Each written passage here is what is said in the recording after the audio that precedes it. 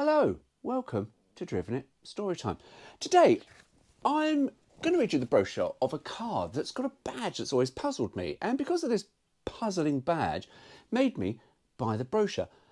However, having looked into this car, I discovered something, and I was like, what the bloody hell? And I'll tell you more about that after this.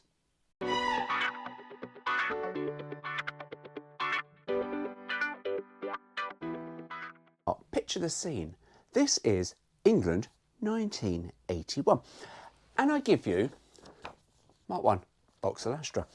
Always liked the Vauxhall Astra, or for people not in the UK, Opel Kadett. Opel Kadett, ooh yeah, you see that name, Opel Kadett, sounded sexy. We got Vauxhall Astra. But this Astra wasn't a bad thing. It was a good looking car, wasn't it? It really was a good looking car. However, having looked into the Mark 1 Astra, I was absolutely mortified personally to discover that this thing that was literally on every single corner of the streets, wherever you went, when I grew up, where I lived, they were everywhere.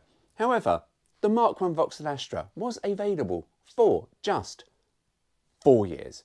That was it, 4 years. Now, I've pulled out the books, doing some research, you see, and according to Elastic and Sports Bra, they have a page here on the Opel Kadett, and they've said its manufacturing date is from 79 to 84, because it did come out as an Opel before we got it in the UK. And they said over 2 million of them were made.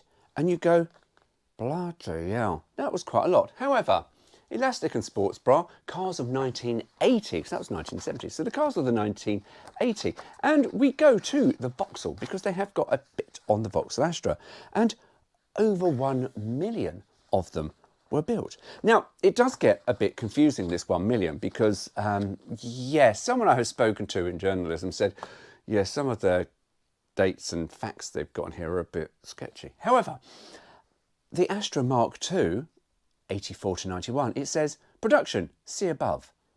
And you go, oh, okay, so that's part of the Mark I. So was that 1 million also part of the Mark II? I don't know, they don't say. But let's put it this way, a fuck ton of these things were made. Now, the other thing about the Mark I Astra is the badging on the back. Because there was always a badge that always puzzled me. And for you lot sniggering at the back, no, it wasn't Vauxhall, because I understood what Vauxhall was. I also understood what Astra was. But there was a badge that was peculiar, because you had an Astra GL, an Astra L, an Astra SR. No, you didn't have it on the SR, I tell a lie. Bad me. No, didn't have it on the SR, but on the L and the GL. Funny badge. And it was available on all three of the engines, 1200, 1300 and 1600. So I thought, I want to get the brochure. I want to see if we find out what is this badge. We don't. I have sneakily read this, but it doesn't work. Anyway, Vauxhall Astra. There are a lot of pictures in here. Now, as I'm indoors because it's absolutely pissing it down outside, and I can't really film outside because, yeah, everyone filming, you just get the sound of rain. But there we go. Anyway, Mark 1 Astra. Lots of pictures. Lots of loveliness. And there were some other things that I will go through the brochure, because I'm just amazed that manufacturers did this. And in particular, BL were prolific at doing this. And you go, why? And the Maestro in particular was just like... Anyway, Astra, engineered for space, performance and value. Among its contemporaries, the Astra is a remarkable car. It offers an outstanding combination of exceptional roominess within compact overall size, plus pace-setting road holding, handling and performance with economy that makes it great fun to drive. The Astra's up-to-the-minute aerodynamically efficient styling, extensively proven in wind tunnel tests, is matched by interior that optimises good design. Space-saving front-wheel drive makes more room for passenger and luggage. A long wheelbase, wide tracks and a sophisticated suspension give the Astra the stability and feel of a much larger car, yet it's so easy to manoeuvre. Low running costs. Advanced computer design techniques achieve maximum strength with minimum weight. Ooh, now, yes, that's quite something, isn't it? Designing a car that's super strong but super light. Now look at cars that are super strong and incredibly heavy. Yeah, we seem to have gone backwards. I mean, to be honest with you, look at the world at the moment, and yeah, you could say that we are going backwards. There was a thing because the clocks have all changed, and people said, oh, don't forget to put your clocks back. Not to the 1940s, if you don't mind, but it seems to be going that way. Anyway, getting political. Back with the car. And as we were saying about the weight, an important aspect of the Astra's economy potential, built-in ruggedness for extra reliability, is coupled to the really simplified maintenance to keep running costs well below the norm.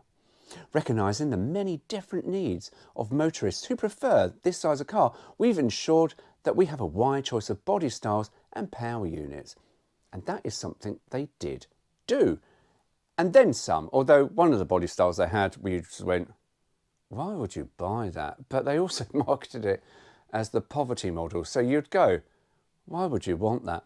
Anyway, there are 4 saloons with the well-proven 1200S engine. Now that's the problem I have. To bring advanced engineering into a really economical price area. 6 hatchbacks and introduce the 1300S. Overhead cam engine, and from December 1981, the all-new and highly potent 1600S overhead cam unit. Now, you see, it's this S badge that I have a problem with, because no one has a clue what the heck it means. And we don't have a clue what it means, because this is where it gets confusing, because you have an Astra L, and it's got a 1300S engine. What is the S? Through this brochure, it does not tell you what the S is. There you go. I've told you now, you can stop watching, because if you want to know what the S is like I want to know, that's it. No one knows, but every single Mark I Astra had the engine size and an S. Why? I don't know. Anyway, I shall continue, because there is something else. And both engines are available, the 1300 and the 1600, will be available with the newly developed GM3 speed automatic transmission. 2 estates offer the alternative of 3 and 5 doors, and the latter with a choice of 1600S engine. Drive an Astra at first opportunity. It's the only way to appreciate the refinement, quality and value built into the car that has earned its place among the top 10 bestsellers in the UK. Now, it did sell well, as I have told you, because for 4 years they were everywhere, and you are probably now sitting there going, no, bloody hell, they were available for longer than 4 years. No, they weren't. But there was another thing that was a bit of a sad thing for Mark I Astra. 1980, it lost out in European Car of the Year.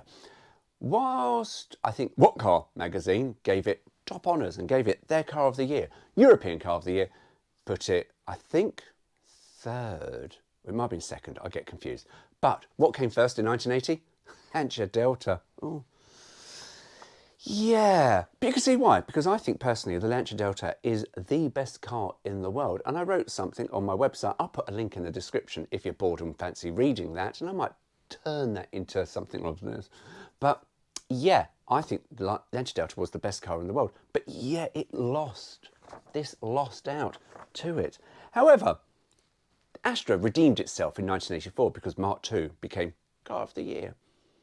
Rightly so, but not rightly so, and I may touch on that another time. Anyway, shaping up for all-round performance. Whichever Astra body style is for you, all 3 share the same careful attention to detail design. Being aerodynamically efficient, I don't know how, the Astra uses less power to overcome air resistance, which means your petrol stretches further, performance edges higher too, and wind noise is lessened. The deep front air spoiler smooths out the air flow over and under the car. Front end lift is minimised, and even in strong crosswinds, the Astra is remarkably stable. I have to say, as much as I'm taking a piss out of the allegedly aerodynamics of a car with quite sharp edges, it was a really good looking car, and I do think it was a good looking car if you didn't buy the poverty model, but more on that later. Easy driving, powerful, broad beam halogen headlights and wraparound indicators blend with the matte black grille. Steel bumpers, front and rear, provide protective thermoplastic clip-on covers. The short sloping bonnet, slim pillars and deep glass area aid confident driving and make parking easy. The Astra Saloon shares the same stylish outline and dimensions as the hatchback, but here's where the Astra engineering ingenuity comes into its own. The boot lid, hinged below the rear windscreen, swings open to reveal a capacious 14.4 cubic foot of luggage space and a flat floor with no sill for easy loading. And then we get to the hatchback. The Astra hatch opens up to give up to 34.6 cubic foot.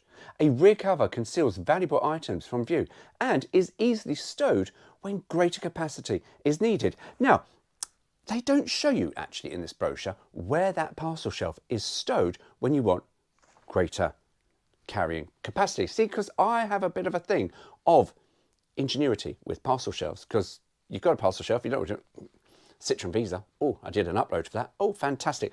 Fantastic piece of parcel shelf engineering. Anyway, naturally, there's even more space in the Astra estate, up to 63.2 cubic foot. In fact, the Astra estate can take more payload and has a greater capacity than any other estate car in its class, and as much, and in some instances more, than cars which are larger and in a class above it. They did actually do quite well with their wheel arch intrusions, and they were quite large, these, inside. I remember a friend's family having one, and we used to travel in the boot. Because, you know, you could back then. Oh, fucking hell, you can't now. Anyway, they're getting a bit saucy now, because they're showing some lovely seats here with lovely, lovely floor. And I have to say, the Mark 1 Astra did have a lovely selection of interior colours. Admittedly, I think there was only about 3, but they were lovely colours. Black was not one of them. Space, comfort, luxury. Astra interiors are a blend of spacious comfort and refined luxury. The big car airiness comes from the clever use of space, made possible by the front-wheel drive transverse engine layout. And more on that later, because actually they did something very, very clever with their engine mount systems on the Mark 1 Astra. Both front and rear seats are full size. Thankfully, yes, that's good, well done, my words, not theirs. With plenty of room for shoulders and legs, the body contoured reclining front seats incorporate special spinal supports to make sure that even the longest journeys are fatigue-free, and on all models, front head restraints are standard. Now that was quite something, because there were a lot of cars even back then that were like, give us money for a headrest. Have them for free.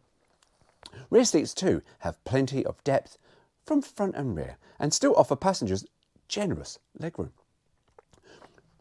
While the Astra is big on passenger appeal, it is also a car that's a driver's delight. Ergonomically designed controls and reflection-free instruments are entirely driver orientated, and probably because this thing was designed by the Germans. My words, not theirs. Ahead of the soft feel sports steering wheel. Why the fuck does this thing have to have a sports steering wheel when it's a basic hatchback? It's not even an SR or a GTE. I never understood why manufacturers said that. Oh, we've got this interior. Oh, it's beautiful, it's luxurious. Here, have a sports steering wheel. And if you look at the Astra steering wheel, and I will be posting up pictures through all of this, as you know, there is nothing sporty about that steering wheel. Nothing in the slightest. But Vauxhall are going to say, have a sporty steering wheel. Anyway, I digress. Ahead of the soft feel sports steering wheel, controls are arranged according to the primary and secondary functions. Primary functions are those directly concerned with driving. Headlight, dip switch, indicators, wipers, flashers, horn are all given preference in location. Both levers controlling these functions give precise fingertip control, which now you don't get because everything's hidden in a fucking touchscreen, but you know, my words, not theirs. When you are seated comfortably, the Astra's mixed air heating system ensures you stay that way.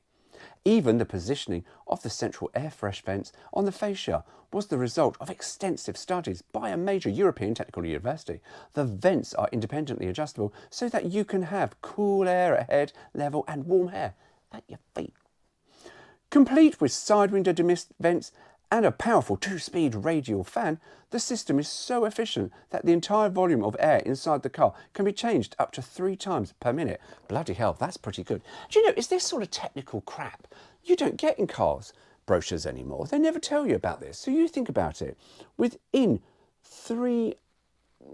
a minute, so every 20 seconds, the air coming in your car fucks off. And again, another 20 seconds, so 3 times that happens. That's quite efficient, I think, anyway. Choice. I ought to give you some choices here. Astra saloons offer the choice of 2 trim equipment levels with plain tweed cloth on the E and chevron tweed cloth on the L. On the hatchbacks, you can choose L trim or the luxury velour of the GL. The estates come with L trim, the ideal level for a car that adapts perfectly to its dual role of hard-working estate and comfortable family transport. Now, got a problem with that. You see, we're going to give you, on the estate car, basic seat trim. You can have your basic Astra or your L Astra, just going to give you one basic trim, because you know it's hard wearing. See, estate car owners back then were given sometimes a raw deal, and though it was changing, because there was a lot of manufacturers that had started saying, hang on, our estate car drivers, no, we need to give them a little bit more luxury. Vauxhall, still being a bit tight-arsey. Anyway, we're going to get to the cars themselves. Astra E. Astra 1200 SE saloons, you see that S, that are just, no one knows why. Anyway, sorry, I'll start that again.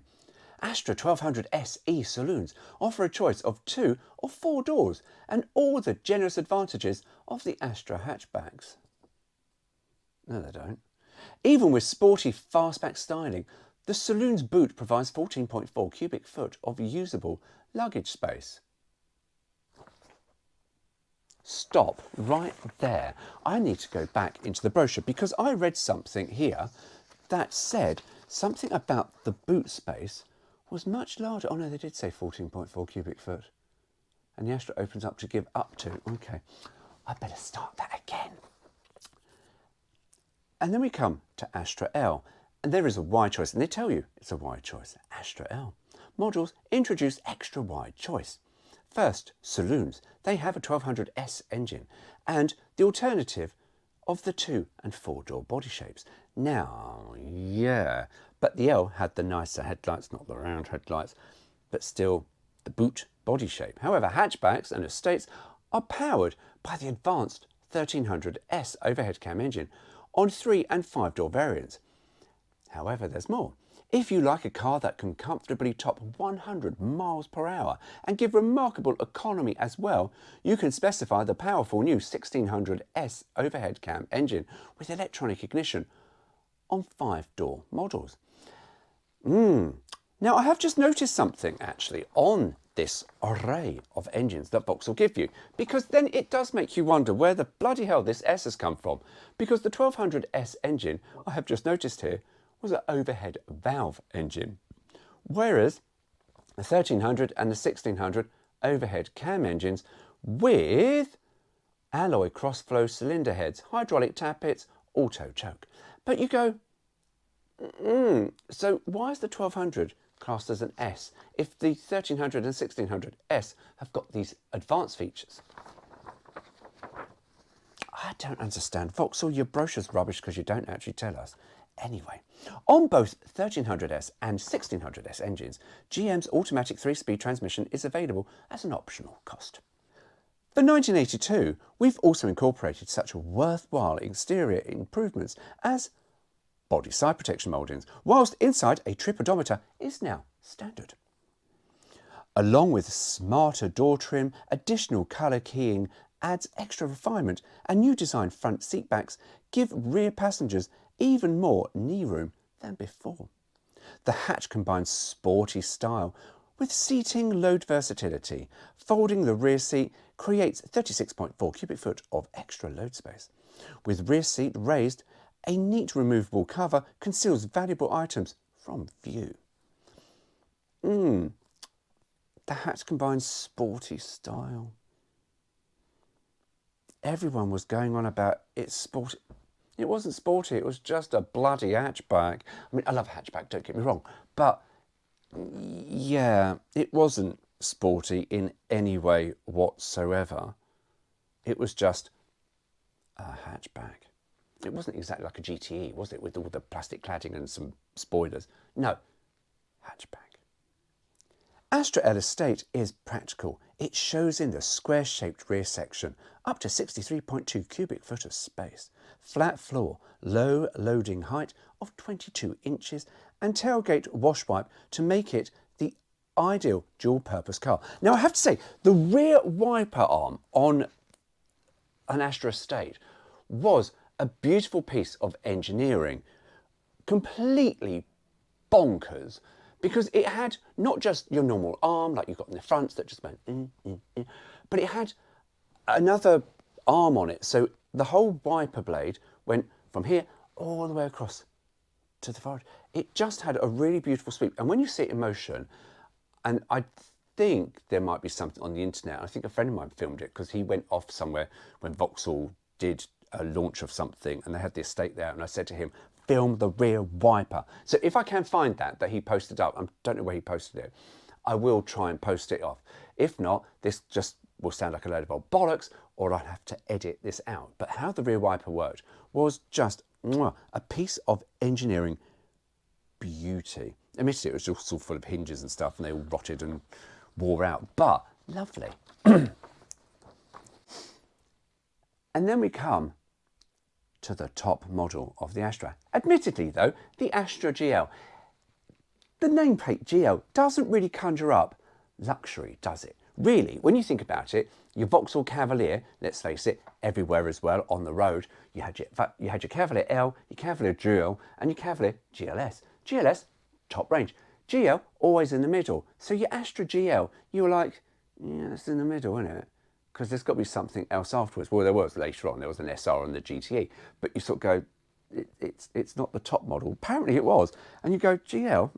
I mean, see, it's not as sexy, is it, as, say, a Citroen GS Palace or Alphasud Gold Cloverleaf. But yeah. Anyway, brace yourselves, because there is something they mention in the GL that, yeah, stopped me in my tracks when I read this. And I'll highlight it when we get to it. The GL hatch is unmistakably the top Astra in the range. Rich velour upholstery is matched by velour carpeting, which extends to the load compartment. Luxury touches include continental-style front door armrests. Yeah, right, let's just stop there for a moment then, shall we? Continental-style door armrests. I will flash up a picture now of what a continental-style door armrest is. And yeah, you'll be looking at that going, what the? Yeah, I know. And then here is a normal door handle in the Poverty Astras. And you go, right, so what makes that continental? I don't know. I really don't know. But yeah, that is something quite bizarre. Anyway, I continue. Continental style front door armrest and carpeting on the front door sections to obviate scuffing. Behind the soft fill 4-spoke steering wheel, and I'll stop there as well, because we have the soft fill 4-spoke steering wheel, and if you look at the picture of it, it's exactly the same as the alleged sporty steering wheel in the Poverty models. But this time it's not a sporty steering wheel. Oh no, we don't have such nonsense in an Astra GL. No, we have soft fill 4-spoke steering wheel. Honestly, you lot at Vauxhall are just wow. Wow. Anyway, the comprehensive fascia incorporates a push-button radio, illuminated glove box and quartz clock. Among the many special GL features, for extra convenience, the driver's door mirror is adjustable from inside the car, and the interior rear view mirror is the dipping type. I'd like to think actually the dipping type mirror was fitted to all of the cars, certainly back in 1981. If not, wow, that's cheap, isn't it? Anyway, styled steel wheels complement the GL hatch's sporty appearance. Okay, so we're going to have a sporty appearance, but you're not going to have a sporty steering wheel. You're going to have a soft feel steering wheel, which, oh, Jesus. Styled steel wheels complement the GL hatch's sporty appearance. Now they're going to give you sporty. I mean, the steering wheel is not a sporty steering wheel. Apparently it's a sporty steering wheel if you bought an Astra L, but in a GL, it's soft feel. Anyway, the GL has sporty style wheels. They were never as sexy as the GLS alloys, were they? Those were good looking wheels. And Vauxhall, I have to say, did do a good looking alloy wheel. Or General Motors, actually, in general. If you look at some of their cars through the ages, they did a really, really lovely looking set of alloys. But this is the steel wheels, which were the same as the GL Cavalier. But I continue. Matched on the road by the easy power of the free-revving 1300S overhead cam engine, the Astra has always been acknowledged as great fun to drive and with road holding at the top of its class. When powered by the highly potent all-new 1600S overhead cam engine, Astra's performance is exhilarating to say the least, yet always maintaining levels of economy for which the Vauxhall is noted. Now, one thing though they don't talk about in the brochure, as much as they've said if you'd like a car that goes 100 by the 1600, they don't actually tell you any engine speeds through this brochure. Now, we come to the engineering, and I'm going to conclude it quite quick on this bit, because there's not really much else to say. But one thing I did hit on at the beginning was something that Vauxhall engineered into this, and I think it's quite a genius little feature, was the engine mounts. Because the engine could be taken out from under the car or on top of the car. It was just designed so it could go in that way, out that way, in or out. So yeah, quite impressive. Anyway, we've got Astra power units, and this might give us some more information that I might not have already told you with the overhead valve, overhead cam engine, and all that stuff. Bloody hell, they still don't tell you, do they? No. Astra power.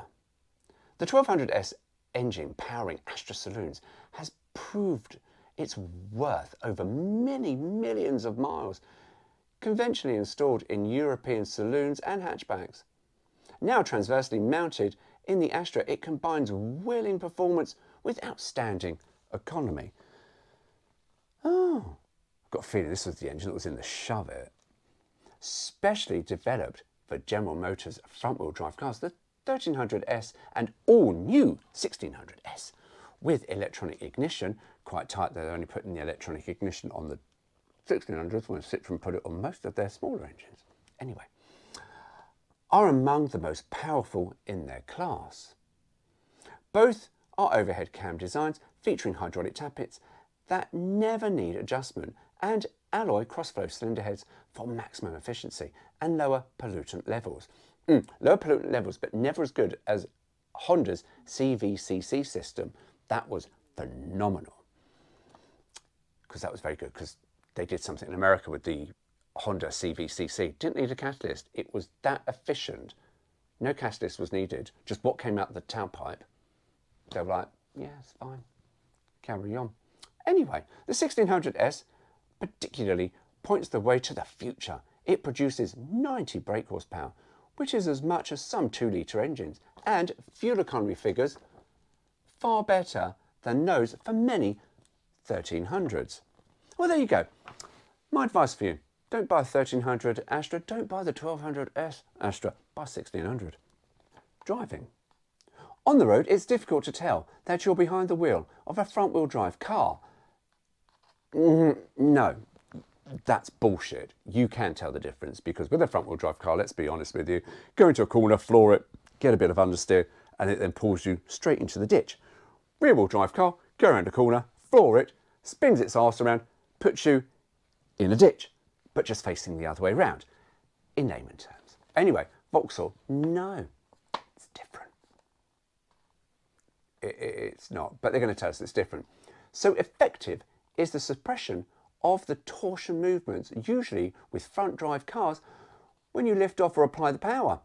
If you like to drive with verve, you'll like the Astra suspension. McPherson struts at the front have heavy-duty shock absorbers with Teflon coating to reduce friction. At the rear, mini-block coil springs combined with trailing links and a torsion crossbeam to give excellent anti-roll characteristics, aided by anti-roll bars both front and rear on the 1300S and 1600S.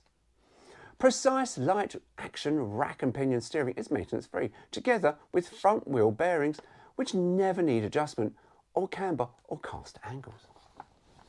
High performance is matched by superb braking. The dual circuit is diagonally split for extra safety. Large diameter front discs and rear drums have servo assistance and lightened pedal pressures. The all-steel body has front and rear crumple zones that give controlled deformation rates under impact. Locks and hinges too form a protective barrier around the car at waist level to ward off side impacts. Economical to run, quick and easy to maintain, the Astra provides big car roominess and all-round driving flair that have established it as the benchmark for its class. But it's still lost out to the Lancia Delta. But you know, as I've said, Vauxhall did correct that later on. But yeah, so there we go. And then we've got the specs and stuff on the back and some options. But yeah, but say the interiors were lovely because all you got them was in red, blue, beige. Red, blue, beige, red, blue, and beige. For yeah, E, L and GL. That was it. And yeah, and as I've said, the engines, yeah, the 1200S was overhead valve. I don't know how that says. I still really don't understand how that says. Anyway, that's your Mark 1 Vauxhall Astra. And at some point, I may well do the Mark 2 because I quite like the Astra. I did like the Astra. The Mark 3, that's when you sort of feel it went a bit wrong, don't you, for the Astra? It was just woeful. But then, that was the 90s, and a lot of cars, established cars, just became woeful. Even Vauxhalls, not Vauxhalls, Volkswagens I should say, sorry, Volkswagen's Mark 3 Golf. And I had a GTI and I had a convertible, but they were just a little bit woeful compared to the Mark 2. But yeah. Anyway, hope you enjoyed that. I'm going to go and play with my Astras. I've got my Astra 1 and my Astra 2 here. Oh, lovely.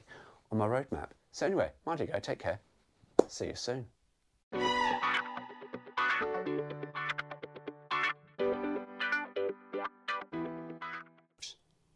It is, but it doesn't tell us what it is. And it really doesn't tell us what it is. No, it doesn't tell us what it is. That's just bullshit. So I've gone literally completely off on a tangent because that didn't make sense. That's all coming apart. That didn't make much sense, did it? Maintenance free, together with front wheel drive bearings.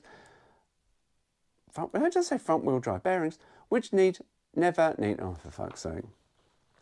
Do that again. Along with smarter door trim, additional colour keys, smarter door trim. GoPro stop recording. We're very good at making a reasonably, not strong car, extra light. But if you look at the construction, it was quite advanced. It just, yeah. Anything like a paper bag hit it, wrote the thing off. Anyway, we're not talking about Vauxhall Astras. No, we are talking about Vauxhall Astras. You can't. This stowed with greater capacity, if needed. Do you know that? I read that slightly wrong. I'm going to do that bit all again. Include continental style front door armrest. Excuse me 1 second, because I've had to raise my glasses for that. Continental style front door armrests.